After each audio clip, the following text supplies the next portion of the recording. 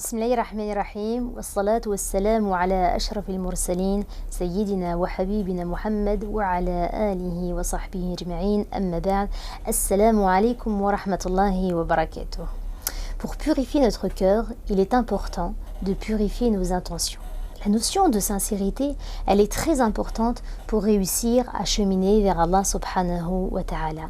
Alors, qu'est-ce qu'être sincère? C'est-à-dire que quand on fait des actes d'adoration, des actes de ibadah, eh bien on doit les dédier à Allah subhanahu wa ta'ala. Et surtout, on ne doit pas tenir compte du regard des autres sur nos actes. Être sincère, c'est oublier la vision des créatures pour ne voir que le regard d'Allah subhanahu wa ta'ala. Parce que ce qui nous importe, ce qui anime notre foi, eh bien c'est Dieu. Ala kulli hal, en aucun cas, le regard des autres doit être ce qui nous fait agir ou ne pas agir. Donc celui qui est sincère envers Dieu, sa simple conscience de Dieu, elle lui suffit. Donc peu importe où il se trouve, peu importe ce qu'il fait, peu importe ce qu'il dit, peu importe ce qu'il regarde, il est conscient qu'Allah subhanahu wa ta'ala le voit et il est conscient que les anges écrivent chacun de ses actes. D'ailleurs, dans le quotidien du musulman, il doit essayer d'atteindre le degré ihsan. Le degré ihsan, c'est-à-dire, il s'agit de craindre Allah subhanahu wa ta'ala comme si on le voyait, parce que si nous ne le voyons pas, eh bien Allah azza wa jal ne voit. Donc il s'agit de vouer tous nos actes d'adoration pour lui et pour lui seul, puisque la sincérité, c'est la condition sine qua non pour que nos œuvres soient acceptées d'Allah subhanahu wa ta'ala. Et il y a beaucoup de versets et de hadiths qui viennent nous rappeler l'importance de la sincérité. Par exemple, dans un hadith qudsi, le prophète sallallahu alayhi wa sallam nous informe qu'Allah azza wa jalla a dit de tous les associés: je suis par excellence celui qui se passe de toute association. À partir de là, quiconque a associé tout autre que moi dans son acte, il dit celui-ci ne me concerne pas et il sera attribué à celui qu'il m'a associé. Donc si j'associe quelqu'un à Dieu dans mon acte, c'est-à-dire que je le fais aussi par rapport au regard des autres, eh bien Allah subhanahu wa ta'ala n'accepte pas cet acte. Lorsque Shaitan d'ailleurs avait parlé avec Allah subhanahu wa ta'ala, il lui a dit qu'il pourra gagner tout le monde. Il pourra détourner tout le monde du droit chemin, à l'exception d'une catégorie de personnes. Il lui dit « Illa ibadaka minhumus salihun » à l'exception de ceux d'entre eux qui sont des serviteurs sincères. Donc, si l'on veut se débarrasser de Shaitan, il faut savoir qu'on peut s'en débarrasser uniquement par al-ikhlas, par la sincérité. Or le problème, c'est que l'amour de cette dunya, aussi petit soit-il, il peut se mélanger à nos actions. Il peut toucher, si vous voulez, la pureté de nos actions. C'est dire à quel point la sincérité, elle est rare. Chercher à être sincère, c'est avant tout chercher à purifier notre cœur de tous ces maux, et cela qu'ils soient grands ou petits. Mais c'est aussi chercher à se détacher de cette dunya, à se détacher de cette vie d'ici-bas, pour ne penser qu'à la satisfaction d'Allah subhanahu wa ta'ala et à sa récompense ultime. On raconte qu'un homme avait l'habitude de toujours prier au premier rang à la mosquée. Il ressentait beaucoup de joie en priant au premier rang à chaque fois et il ressentait que son cœur de cette façon était apaisé. Et ce qui s'est passé, c'est qu'une fois il était en retard et il a dû prier au deuxième rang. Or, il s'est senti gêné à ce moment-là. Devant les gens, il était gêné, il avait honte, on va dire, que les gens le voient prier au deuxième rang. Et à ce moment-là, eh bien, il a réalisé qu'en fait, il n'était pas vraiment sincère. Parce que la joie qu'il éprouvait quand il priait au premier rang, en réalité, elle était due à l'appréciation des gens. Vous voyez, des fois, on ne se rend pas toujours compte que nous ne sommes pas véritablement sincères. Il y en a certains qui en prennent conscience et d'autres qui n'en prennent pas conscience. Et le jour du jugement dernier, eh bien, il faut savoir que si nous ne sommes pas sincères dans nos actions, eh bien, on verra que nos bonnes actions, elles seront en fait des mauvaises actions. Comme le dit Allah subhanahu wa ta'ala dans le Coran, وَبَدَا لَهُم مِّنَ اللَّهِ مَا لَمْ يَكُونُوا يَحْتَسِبُونَ وَبَدَا لَهُم سَيِّئَاتُ مَا كَسَبُوا. Et ce qu'ils ne pressentaient pas leur apparaîtra alors de la part d'Allah et ils verront alors le mal qu'ils ont fait. C'est-à-dire que ils pensaient qu'ils faisaient du bien, mais en réalité, sans s'en rendre compte, eh bien, ils n'étaient pas sincères. Allah subhanahu wa ta'ala dit aussi قُلْ هَلْ نُنَبِّئُكُمْ بِالْأَخْسَرِينَ أَعْمَالًا dit, vous ferai-je connaître ceux dont les actes sont les plus inutiles, dont les actes sont totalement perdus. Et Allah Azza wa Jal dit الَّذِينَ ضَلَّ سَعْيُهُمْ فِي الْحَيَاةِ الدُّنْيَا وَهُمْ يَحْسَبُونَ أَنَّهُمْ يُحْسِنُونَ صُنْعًا. À ceux, Allah subhanahu wa ta'ala dit, ce sont ceux dont l'effet se perd dans ce monde d'ici-bas, alors qu'ils pensaient avoir bien agi. Imaginons donc que nous ayons fait des actions que nous pensions être bonnes et que finalement nous n'étions pas sincères dans nos actions. Imaginons que l'on se présente devant Allah subhanahu wa ta'ala pensant que l'on a plein de bonnes actions à notre compte et finalement, seules celles qui étaient totalement pour Allah subhanahu wa ta'ala seront là dans notre balance de biens fi mizan al-hasanat. Que faire alors? Eh bien, il faut travailler sur notre sincérité tant qu'il est encore temps.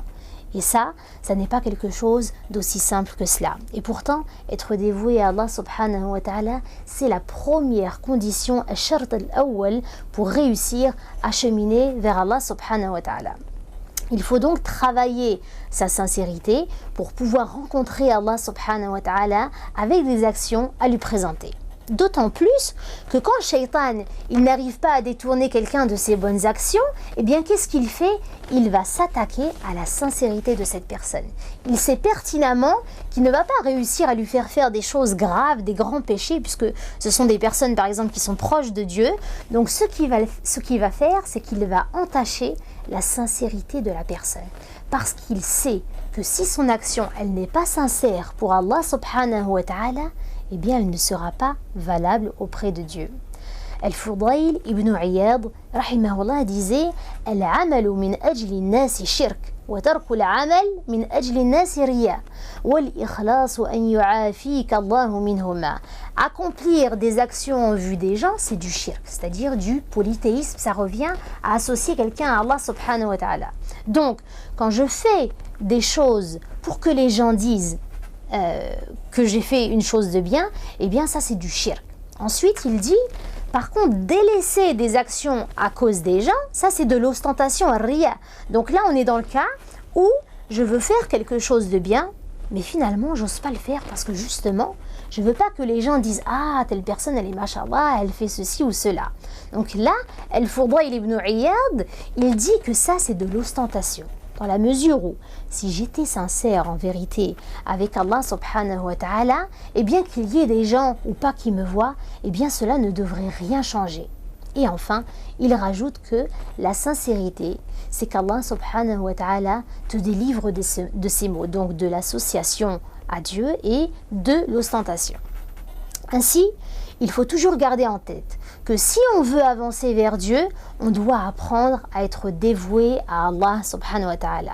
Et Dieu nous dit dans le Coran فَمَنْ كَانَ يَرْجُو لِقَاءَ رَبِّهِ فَلْيَعْمَلْ عَمَلًا صَالِحًا que celui qui espère donc rencontrer son Seigneur accomplisse de bonnes actions وَلَا يُشْرِكْ بِعِبَادَةِ رَبِّهِ أَحَدًا et qu'il lui voue son adoration sans jamais lui associer personne. Il est donc indispensable de toujours renouveler nos intentions. Il faut toujours se demander pourquoi est-ce que je fais tel acte?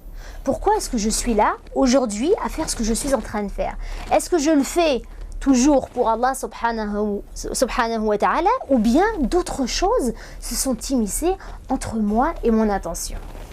Sufyan al-Thawri, qui était un tabi'i, rahimahullah, il disait « Je n'ai pas été confronté à une plus grande difficulté que celle de perfectionner mon intention parce qu'elle varie sans cesse. » Et Ar-Razi disait quant à lui « La chose la plus difficile ici-bas, c'est de vouer son intention à Dieu seul. » Et il rajoute « Combien je lutte pour faire disparaître l'ostentation de mon cœur, elle semble toujours ressurgir d'une façon ou d'une autre. Donc elle semble toujours réapparaître sous une forme différente. Qu'Allah subhanahu wa ta'ala nous en préserve.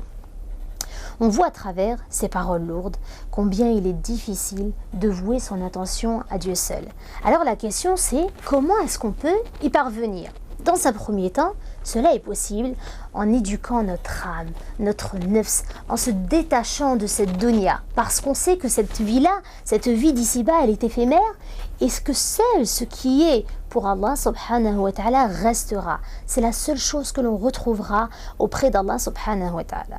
Ainsi, on va essayer de se concentrer sur nos préoccupations pour l'akhira, nos préoccupations pour l'au-delà, et cela jusqu'à ce que cette attitude, elle domine notre cœur. C'est donc un travail qui est quotidien. On ne devient pas pieux du jour au lendemain. On ne devient pas pieux avec un nouveau vêtement ou avec une nouvelle apparence. Mais on devient pieux par un travail de cheminement quotidien, par des efforts et surtout, bien entendu, par la volonté d'Allah subhanahu wa ta'ala qui nous facilite lorsqu'il voit que l'on essaye justement de faire cet effort. Pour réussir à œuvrer uniquement pour Allah subhanahu wa ta'ala, on doit se poser des questions aux 3 moments de nos actions. Alors avant l'action, on doit se demander pourquoi est-ce que je vais faire cette action.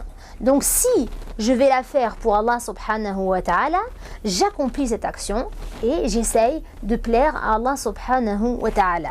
Et si ça n'est pas pour Allah, eh bien on va corriger notre intention et essayer d'éloigner toute autre intention. Sufyan al-Thawri, rahimahullah, disait que Dieu fasse miséricorde aux serviteurs de Dieu qui s'arrête sur ses intentions et qui continue si son action elle est vouée à Dieu, mais qui recule si elle est destinée à autre que lui. Donc ça, c'est avant l'action. Ensuite, pendant l'action, on doit se demander si c'est toujours pour Allah subhanahu wa ta'ala. Parce que parfois, il s'avère que l'on fait une action avec la seule volonté de plaire à Allah subhanahu wa ta'ala et après que l'on soit gagné par différentes choses, comme par exemple la satisfaction, comme l'ostentation qu'Allah subhanahu wa ta'ala nous en préserve, ou encore comme l'amour des éloges, les gens qui nous font des compliments, etc. Et on prend goût, et après cela, notre intention, elle change, et de ce fait, elle devient nulle si elle n'est pas faite pour Allah subhanahu wa ta'ala. Après l'action, il faut encore se poser la question, est-ce que je suis toujours aussi sincère ? Car il se peut que l'on soit sincère du début à la fin, mais qu'après, une fois qu'on a fait cette action, eh bien, Shaitan, il vient corrompre cette action en nous faisant ressentir de la satisfaction, de la vanité, de la fierté, l'amour des éloges, comme on a dit, ou bien de la renommée, par exemple. C'est ainsi que si Dieu nous a permis d'accomplir une bonne action, eh bien, on doit le remercier et lui rendre grâce à lui seul. On doit être conscient de nos faiblesses et de nos défauts, et on doit sans cesse renouveler nos intentions, car rien n'est acquis. Dévouer nos actions d'adoration, nos actes d'adoration uniquement à Allah subhanahu wa ta'ala, c'est ainsi la première condition qui va nous permettre de cheminer vers Allah subhanahu wa ta'ala. Nous verrons ensemble, Inch'Allah, quelles sont les autres conditions pour parvenir à ce noble objectif. Inch'Allah, barakallahu fikum de votre fidélité et à très bientôt, Inch'Allah. Wassalamu alaikum wa rahmatullahi wa barakatuh.